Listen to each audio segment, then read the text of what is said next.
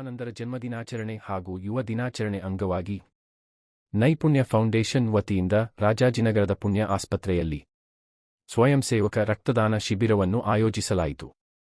ಆದಿಚುಂಚನಗಿರಿ ಮಠದ ಶ್ರೀ ಶ್ರೀ ಶ್ರೀ ಸೌಮ್ಯನಾಥ ಸ್ವಾಮೀಜಿರವರು ದೀಪ ಬೆಳಗಿಸಿ ಶಿಬಿರಕ್ಕೆ ಚಾಲನೆ ನೀಡಿದರು. ಈ ಸಂದರ್ಭದಲ್ಲಿ ಮಾತನಾಡಿದ ಸ್ವಾಮೀಜಿರವರು, ರಕ್ತದಾನ ಮಹಾದಾನವಾಗಿದ್ದು, ರಕ್ತದಾನದ ಕುರಿತು ಜನರಲ್ಲಿ ಅರಿವು ಮೂಡಿಸುವುದು ಅಗತ್ಯ ಎಂದು ಹೇಳಿದರು. ಕಾರ್ಯಕ್ರಮದಲ್ಲಿ ಕ್ಷೇತ್ರೀಯ ಕಾರ್ಯನಿರ್ವಾಹಕರಾದ ಜಿ. ತಿಪ್ಪೇಸ್ವಾಮಿರವರು, ಪುಣ್ಯ ಆಸ್ಪತ್ರೆಯ ಸಂಸ್ಥಾಪಕರಾದ ಡಾ. ಪುಣ್ಯಾವತಿ ನಾಗರಾಜ್ ಮತ್ತು ಡಾ. ನಾಗರಾಜ್ ಪುಟ್ಟಸ್ವಾಮಿರವರು ಉಪಸ್ಥಿತರಿದ್ದರು.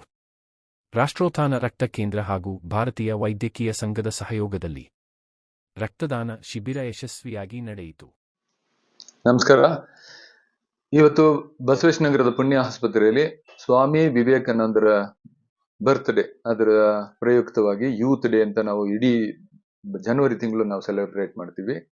ನಮ್ಮ ಆಸ್ಪತ್ರೆಯಲ್ಲಿ ಇವತ್ತು ರಕ್ತದಾನ ಶಿಬಿರ ಏರ್ಪಡಿಸ್ಕೊಂಡಿದ್ದೀವಿ.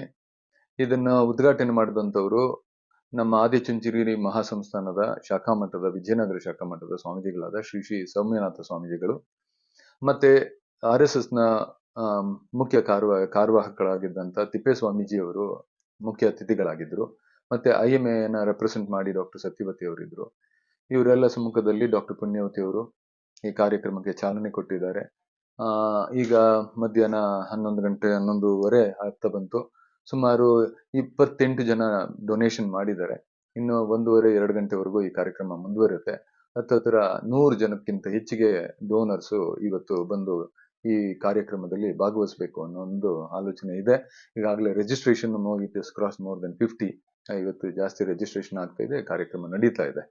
ಇದು ಒಂದು ಉದ್ದೇಶ ಏನು ಅಂತ ಅಂದ್ರೆ, ಬ್ಲಡ್ ಡೊನೇಷನ್ ಮಾಡುವಂಥದ್ದು ಒಂದು ದೊಡ್ಡ ಕಾರ್ಯ.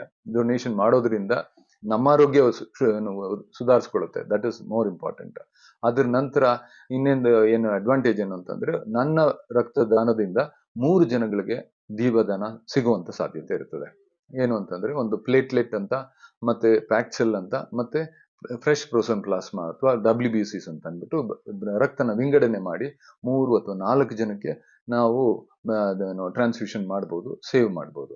ಈ ಕಾರ್ಯಕ್ರಮನ ನಮ್ಮ ರಾಷ್ಟ್ರೋತ್ಥಾನ ಬ್ಲಡ್ ಬ್ಯಾಂಕ್ನವರು ನಮ್ಮ ಕೈ ಜೋಡಿಸ್ಕೊಂಡು ಅವರು ಒಳ್ಳೆ ಕಾರ್ಯಕ್ರಮ ಮಾಡ್ತಿದ್ದಾರೆ.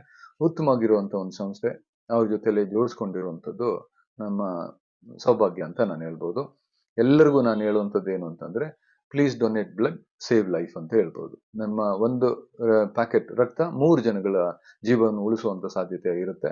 ಹಾಗಾಗಿ ಉದಾರ ರೀತಿಯಲ್ಲಿ ನೀವುಗಳು ಬಂದು ಬ್ಲಡ್ ಡೊನೇಷನ್ ಮಾಡ್ಬೇಕು. ಇಲ್ಲೇ ಮಾಡ್ಬೇಕು ಅಂತ ಇಲ್ಲ, ಎಲ್ಲೆಲ್ಲಿ ಪ್ರಾವಿಷನ್ ಇರುತ್ತದೋ ಬ್ಲಡ್ ಡೊನೇಷನ್ ಮಾಡೋದ್ರಿಂದ ಒಳ್ಳೇದಾಗುತ್ತೆ.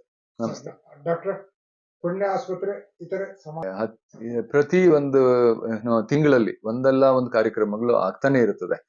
ಈಗ ವಿಮೆನ್ ಹೆಲ್ತ್ ಚೆಕ್ಅಪ್ ಅಂತ ಮಾಡ್ತಾ ಇರ್ತೀವಿ, ಕ್ಯಾನ್ಸರ್ ಡಿಟೆಕ್ಷನ್ ಪ್ರೋಗ್ರಾಮ್ ಮಾಡ್ತೀವಿ, ಜನರಲ್ ಹೆಲ್ತ್ ಕ್ಯಾಂಪ್ ಮಾಡ್ತೀವಿ, obesity program, thyroid related, diabetes related, ಈ ತರದ್ದು ಎವ್ರಿ ಮಂತ್ ಒಂದೊಂದು ಆಕ್ಟಿವಿಟಿ ಮಾಡ್ಕೊಂಡು ಕಾರ್ಯಕ್ರಮ ಮಾಡ್ತಾ ಇದೀವಿ. ಮುಂದಿನ ಫೆಬ್ರವರಿ ತಿಂಗಳಲ್ಲಿ ನೆಫ್ರಾಲಜಿ ರಿಲೇಟೆಡ್ ಅಂತಂದ್ರೆ ಕಿಡ್ನಿ ವೈಫಲ್ಯತೆ, ಅದಕ್ಕೆ ಸಂಬಂಧಪಟ್ಟಂಗೆ ಕಾರ್ಯಕ್ರಮ ಮಾಡ್ತೀವಿ. ಇದು ಸಮಾಜಕ್ಕೆ ಒಳ್ಳೇದಾಗ್ಲಿ ಅನ್ನೋ ಒಂದು ಉದ್ದೇಶ. ನಮಗೇನು ಬೆನಿಫಿಟ್ ಸಿಕ್ಲಿ ಅಥವಾ ಪ್ರಚಾರ ಸಿಕ್ಲಿ ಅನ್ನೋದೇನಿಲ್ಲ. ಇದು ಈ ಬಗ್ಲೇ ನಾನು ಮಾಡ್ಕೊಂಡು ಬರ್ತಾ ಇಲ್ಲ. ನಮ್ಮ ಪುಣ್ಯ ಆಸ್ಪತ್ರೆ ಮತ್ತೆ ನೈಪುಣ್ಯ ಫೌಂಡೇಶನ್ ವತಿಯಿಂದ ಈಗ ಸುಮಾರು 26-27 ವರ್ಷದಿಂದ ನಾವು ನಿರಂತರವಾಗಿ ಈ ತರದ ಕಾರ್ಯಕ್ರಮ ಮಾಡ್ತಾ ಬಂದಿದ್ದೀವಿ.